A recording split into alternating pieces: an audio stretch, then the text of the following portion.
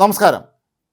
സ്ത്രീപീഡന കേസിൽ പ്രതിയാക്കപ്പെട്ട മുകേഷിൻ്റെ രാജിയുമായി ബന്ധപ്പെട്ട് CPM എന്ത് നിലപാടാണ് എടുക്കാൻ പോകുന്നത് എന്ന് നമ്മളെല്ലാം നേരത്തെ തന്നെ കരുതിയിരുന്നു. അതുപോലെ തന്നെ സംഭവിക്കുകയും ചെയ്തു.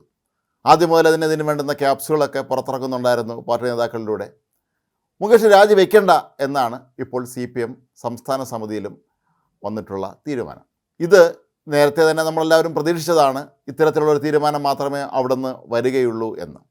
ഇത്തരത്തിലുള്ളൊരു കീഴ്വഴക്കം നേരത്തെ ഉണ്ടായിട്ടില്ലല്ലോ എന്നുള്ളതായിരുന്നു സംസ്ഥാന സമിതിയിലും മറ്റും അംഗങ്ങളായിട്ടുള്ളവർ പറഞ്ഞത് എന്നാണ് ഇപ്പോൾ പുറത്തു വരുന്ന വാർത്തകൾ.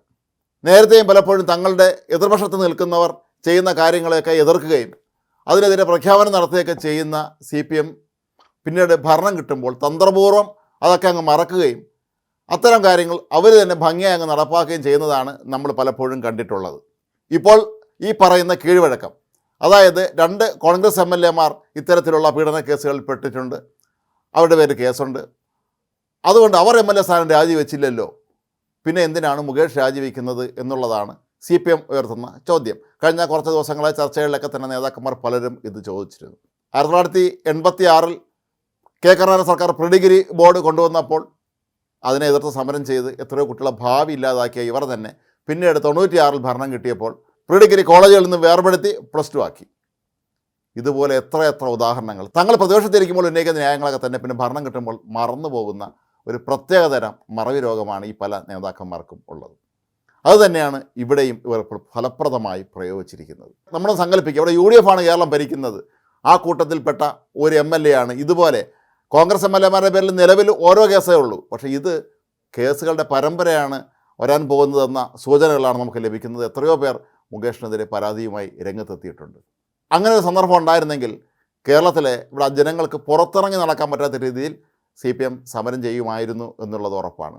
CPM-ൻ്റെ തന്നെ ഏറ്റവും പ്രധാനപ്പെട്ട പോൾ ബ്യൂറോയിലെ അംഗമായ വൃന്ദ കാരാട്ട് പോലും മുകേഷിനെ ഇങ്ങനെ തുടരാൻ കഴിയില്ല എന്ന രീതിയിൽ പ്രതികരിച്ചിരുന്നു. അവർ പ്രത്യേകം പറഞ്ഞിരുന്ന ഒരു കാര്യം, എതിർ വിഭാഗത്തിലുള്ളവർ ഇത്തരം കേസിൽപ്പെട്ടവർ രാജിവെച്ച കീഴ്വഴക്കമില്ല എന്നുള്ള കാര്യം ചിന്തിക്കരുത്, നമുക്ക് നമ്മുടേതായ മാർഗമുണ്ട്, നമ്മുടേതായ സൈദ്ധാന്തിക അടിത്തറ ഉണ്ടെന്ന രീതിയിലാണ് വൃന്ദ കാരാട്ട് സൂചന നൽകിയത്.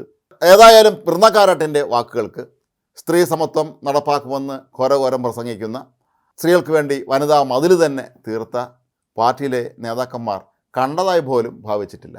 എന്തിനേറെ CPI-യിലെ ദേശീയ നേതാവായ ആനി രാജ അവർ മുകേഷിന് ഒരു നിമിഷം പോലും MLA സ്ഥാനം തുടരാൻ അർഹതയില്ല എന്നാണ് പറഞ്ഞത്. പക്ഷേ സംസ്ഥാന സെക്രട്ടറിയായ ബിനോയ് വിശ്വം പറഞ്ഞു, ഇതൊക്കെ വിശദീകരിക്കേണ്ട സംസ്ഥാന സെക്രട്ടറിയായ ഞാനാണ്, ഞാനങ്ങ് വിശദീകരിച്ചോളാം, മാഡം ഒന്നും മിണ്ടാതെ അവിടെ ഇരുന്നാൽ മതി എന്നാണ് അതിൻ്റെ വ്യംഗ്യാർത്ഥം.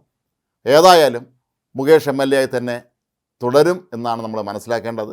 ഒരുപക്ഷേ CPM ഏറെ പേടിക്കുന്ന ഒരു കാര്യം, ഇനി അഥവാ മുകേഷ് രാജിവെച്ചു എന്നതിനിരിക്കട്ടെ, മുകേഷ് മനസാക്ഷിയുടെ ഒരു വിളി തോന്നി അദ്ദേഹം അങ്ങ് രാജിവെച്ചാൽ ഉപതെരഞ്ഞെടുപ്പ് എങ്ങനെ നേരിടും എന്നുള്ളത് CPM നേരിടുന്ന ഏറ്റവും വലിയ പ്രതിസന്ധിയാണ്. കാരണം കൊല്ലം നിയമസഭാ സീറ്റിൽ ഇപ്പോഴത്തെ ഒരവസ്ഥയിൽ കൊല്ലത്ത് ആരെ സ്ഥാനാർത്ഥിയാക്കും എന്നൊരു പ്രശ്നമുണ്ട്.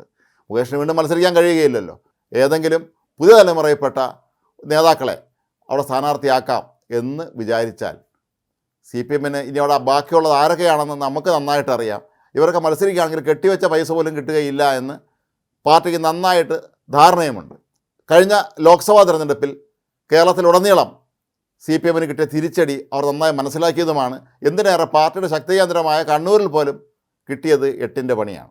നിലവിലെ അവസ്ഥയിൽ എങ്ങനെയും തട്ടിമുട്ടി ഈ ഒരു അവസ്ഥ അങ്ങ് മറികടക്കുക എന്നുള്ളത് തന്നെയായിരിക്കാം ഒരുപക്ഷെ CPM ഉദ്ദേശിക്കുന്നത്. മാത്രമല്ല, ഇന്ന് EP ജയരാജനെ LDF കൺവീനർ സ്ഥാനത്തു നിന്നും മാറ്റിയതോടെ മുകേഷ് വിഷയത്തിന് അത്ര കഴിഞ്ഞ ദിവസങ്ങളിലുള്ള തിളക്കം ഇന്നില്ല എന്ന് CPM നേതാക്കൾക്ക് നന്നായിട്ട് അറിയാം. CPM-നെ സംബന്ധിച്ച് ഇത്തരം കാര്യങ്ങളിലൊക്കെ തന്ത്രപൂർവ്വം എങ്ങനെ പെരുമാറണം എന്ന് അവരാരും പഠിപ്പിച്ചു കൊടുക്കേണ്ട കാര്യമില്ല. മുകേഷിനെക്കുറിച്ച് ഇന്ന് ആരും പത്രസമ്മേളനത്തിൽ അധികം ചോദ്യം ചോദിക്കാത്ത രീതിയിൽ തന്നെ EP വിഷയം കത്തു നിൽക്കുന്നുണ്ട്. CPM-ലെ ഒരുപക്ഷെ പിണറായി വിജയൻ കഴിഞ്ഞാൽ കേരളത്തിലെ ഏറ്റവും പ്രധാനപ്പെട്ട സീനിയർ നേതാവായിരുന്ന EP ജയരാജൻ LDF കൺവീനർ സ്ഥാനത്ത് നിന്ന് അപമാനിതനായി ഇറങ്ങിപ്പോകുന്ന ദിവസം മുകേഷ് വിഷയം അധികം ചർച്ചയാവാൻ സാധ്യതയില്ല എന്ന് CPM നേതാക്കൾക്ക് നന്നായിട്ട് അറിയാം. ഇനിയുള്ള വരും ദിവസങ്ങളിൽ, ഇനി ഓണം വരികയാണ്, ഇനി വേറെ ഒരുപാട് വിശേഷങ്ങൾ വരുന്നുണ്ട്. പ്രതികൂല കാലാവസ്ഥയാണ് ഇപ്പോൾ കേരളത്തിലെമ്പാടും ഉള്ളത്. അങ്ങനെ ഈ ദിവസങ്ങൾ കഴിയുമ്പോൾ വിഷയം മാറുമെന്നും പിന്നീട് ഇതൊക്കെ ഒരു മറവിയിലേക്ക് തള്ളപ്പെടുമെന്നും CPM നേതൃത്വം ഒരുപക്ഷെ കണക്കൂട്ടുന്നുണ്ടാകാം. അതുകൊണ്ട് തന്നെയായിരിക്കാം മുകേഷ് രാജിവെക്കേണ്ടതില്ല എന്ന നിലപാടിലേക്ക് അവർ എത്തിച്ചേർന്നിരിക്കുന്നത്. എന്നാൽ രാഷ്ട്രീയ ഇത്തരത്തിലുള്ള പല മാമാങ്കങ്ങളും കണ്ടിട്ടുള്ളതാണ്. അതുകൊണ്ട് തന്നെ ഇക്കാര്യത്തിൽ CPM എന്താണ് ചെയ്യുമായിരുന്നത് എന്ന് കേരളത്തിലെ ജനങ്ങളൊക്കെ പൊതുവെ വിശ്വസിച്ചിരുന്നത് തന്നെ സംഭവിച്ചു. പ്രത്യേകിച്ച് ഈ ഒരു തീരുമാനത്തിൽ അത്ഭുതം വേണ്ട എന്ന് ചുരുക്കം.